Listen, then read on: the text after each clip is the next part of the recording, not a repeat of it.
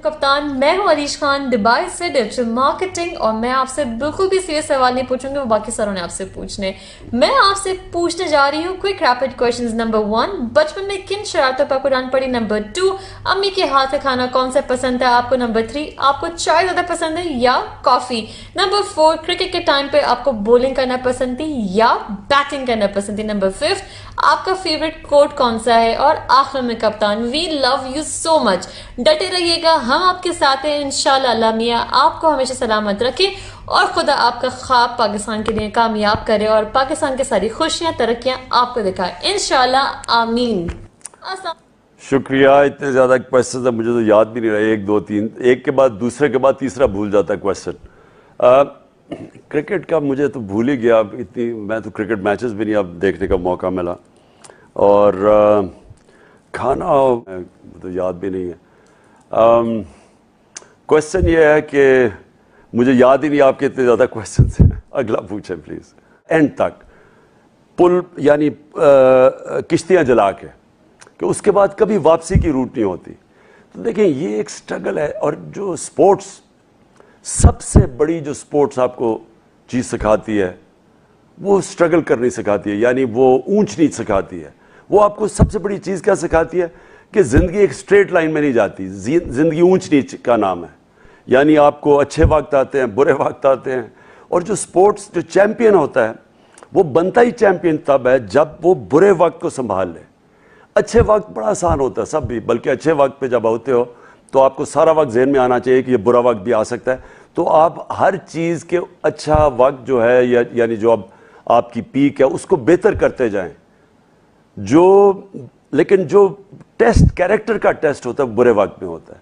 तो बुरे वक्त में जो हाथ खड़ा कर देता है वो हार जाता है। जब इंसान हार नहीं मानता तो वो फिर बुरे वक्त से सीखता है, और जब आपका डाउन साइकिल आता है तो आप ज़्यादा मजबूत होकर ऊपर आते हैं। तो कोई यानी ये याद रखें कि आप हारते तब हैं जब आप हार मान जाते हैं।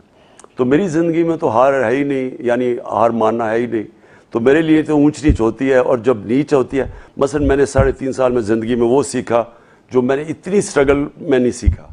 लेकिन इस वक्त ये वक्त है, इसमें अभी से मैं तैयारी कर रहा हूँ कि मुझे अगर अल्लाह फिर मौका देगा तो मैंने क्या क्या चीज़ें शुरू में ही कर रही हैं, क्योंकि आते साथ ही मुल्क को जिधर आज हम खड़े हैं हमने अब कैसे इसको ऊपर लेके जाना है। कौन कौन सी मैंने जो पिछली 3.5 साल में एक्सपीरियंस की चीज़ें में किधर किधर मैंने गलतियाँ की, कौन सी चीज़ें थी जो कि अगर आप शुरू में नहीं करेंगे तो करना बहुत मुश्किल हो जाता है। तो आपको शुरू में अगर आप मेजर स्टेप्स अपनी मेजर रिफॉर्म्स शुरू में कर दें तो उसके बाद वो उसका अपना मोमेंटम बन जाता है।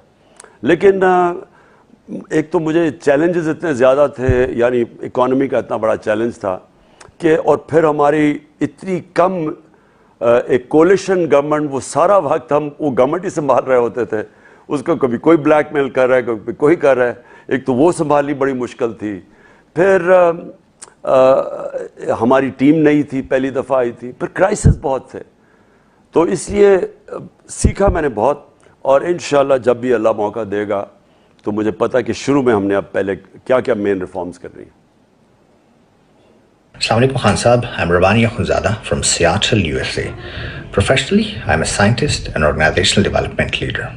अगर हम KP के अंदर 9 सालों और फेडरल की 3.5 साल की दौरी हुकूमत की क्रिटिकल एनालिसिस करें तो हमें गवर्नेंस सिस्टम के अंदर वाज़ेह गैप नज़र आता है।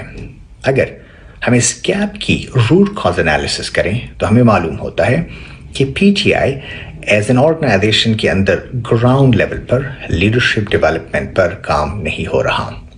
मेरा सवाल यह है कि क्या PTI एज एन ऑर्गेनाइजेशन मुस्तकबिल में लीडरशिप डेवलपमेंट प्रोग्राम को लॉन्च करने का इरादा रखती है या नहीं? Thank you. जी, ये बिल्कुल आपकी बात ठीक है। हमने हमारी जो लीडरशिप अब डेवलप हो रही है और जो हम देख रहे हैं वो ISF से आ रही है, इंसाफ स्टूडेंट फेडरेशन से। और मुझे बड़ी खुशी है कि मसलन एक तो मुराद सईद जो कि जिन्होंने शुरू की थी इंसाफ स्टूडेंट फेडरेशन, लेकिन वो बड़े अच्छे, मैं देख रहा हूँ कि वो आइडियोलॉजिकली बिल्कुल समझते हैं कि हमारा हम क्यों सियासत कर रहे हैं, किस तरह का पाकिस्तान। तो उनकी आइडियोलॉजी बिल्कुल सही आ गई है।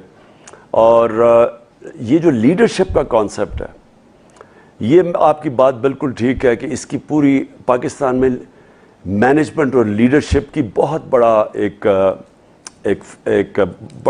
کیا کہتے ہیں ویکیوم ہے، ایک بہت بڑی خلا ہے. تو میں جس نتیجے پہ پہنچا ہوں کہ جو ایک طریقہ ہے کہ ہم اب یہاں فیوچر لیڈرز بنا سکتے ہیں، وہ ہے سیرت نبی پڑھانا. اپنے 8th 9th اور 10th کلاسز میں ہم نے سیرت نبی کے کورسز کروائے تھے. میرا یہ ایمان ہے کہ جب آپ نبی صلی اللہ علیہ وسلم کی زندگی سمجھ جائیں، اور ان کی دنیا میں کبھی ایسا کوئی لیڈر نہیں آیا، تو ان کی جو لیڈرشپ کی کوالٹیز ہیں وہ اپنے بچوں میں ڈال دیں، اور یعنی اسکول سے شروع ہوں اور پھر کالجز اور یونیورسٹیز میں ڈبیٹس ہوں اس کے اوپر. یہ جو میں نے القادر یونیورسٹی یہاں سیٹ اپ کی ہے، اس کے اندر سب سے امپورٹنٹ ایک تو ہم نے صوفیزم کے اوپر، کیونکہ ہماری بہت بڑی تعداد ہے لوگ یہاں بڑے صوفی ہمارے کرام تھے، بڑے بڑے نام تھے، تو ان کی اتنی بڑی فالوئنگ ہے. تو لیکن ان کی ہم نے ریئلائز کیا کہ لوگوں کو سمجھ ہی نہیں ہے ان کی میسیجز کیا تھی. تو ایک تو خیر وہ اس میں، لیکن ایک سیرت نبی یعنی جو لیڈرشپ کا کانسیپٹ ہے اسلام کے اندر، جو نبی صلی اللہ علیہ وسلم کی لیڈرشپ کی اگزامپل تھی. کیونکہ وہ آپ یہ یاد رکھیں کہ جب وہ دنیا سے گئے ہمارے نبی صلی اللہ علیہ وسلم، تو کبھی اس چھوٹے ٹائم میں دنیا میں اتنے عظیم لوگ نہیں آئے جو اس ٹائم پہ آئے ہیں. یہ تاریخ کا حصہ ہے کہ ہر کوئی ایک عظیم انسان بن گیا. یعنی وہ جو کانسیپٹ ہے جو اقبال کا شاہین ہے، اقبال کا شاہین ہوتا ہی لیڈر ہے. وہ ایک پرواز ہوتی اس کی تب ہے جب اس کی زمین پہ زنجیریں ٹوٹ جائیں. تو نبی صلی اللہ علیہ وسلم نے وہ زنجیریں توڑ دی تھی جو اشرف المخلوقات کو ایک چھوٹا سا انسان بنا دیتا ہے. جو مولانا رومی کی سیئنگ ہے، جو میں بار بار اپنے یوتھ کو بتاتا ہوں، کہ مولانا رومی کی سیئنگ ہے کہ جب اللہ نے آپ کو پر دیے تو کیوں زمین پہ رینگ رہے ہو؟ کیونکہ ہم سب میں وہ صلاحیت ہے اوپر جانے کی، اور وہی صلاحیت مدینہ کی ریاست میں ان کی زنجیریں توڑ کے، اور زنجیریں ٹوٹتی ہیں لا الہ الا اللہ سے، کہ کوئی نہیں ہے خدا سوائے اللہ کے. تو وہ انسان کو آزاد کر دیا انہوں نے. تو وہ اتنے عظیم لیڈر اتنے تھوڑے ٹائم پہ بنے، دنیا کی امامت کی 2 سپر پاورز گر گئے ان کے سامنے. تو وہ جو لیڈرشپ کا کانسیپٹ ہے، وہ میری کوشش یہ تھی کہ ہم جو سیرت نبی کے کورسز اور ہم نے جو رحمت للعالمین اتھارٹی بنائی تھی، اس کا مقصد ہی یہ تھا کہ ہم انکریج کریں اپنے یوتھ کو، سمجھیں کہ وہ کیا فنومنا تھا. ہم صرف جمعے کی نماز پہ خطبہ سن کے آ جاتے ہیں، اور ہم اسلامیات کی ایک کلاس ہوتی تھی، اس میں ہمیں کوئی خاص پتہ نہیں چلتا. ابھی تک ہمارے جو اللہ کا جو حکم ہے کہ نبی کی سنت پہ چلو، وہ ہماری بہتری کے لیے ہے. تو وہ ابھی تک ہم اس 70 سالوں میں اس ملک میں ہم یہ صحیح معنی میں اس کو سامنے نہیں لا سکے. اپنے یوتھ کو ہم صحیح معنی میں سیرت نبی کے اوپر ٹرین نہیں کر سکے. تو عمران خان صاحب، میرا نام سلمان احمد اوان ہے، اور میرا جو سبجیکٹ ہے وہ سائیکالوجی ہے.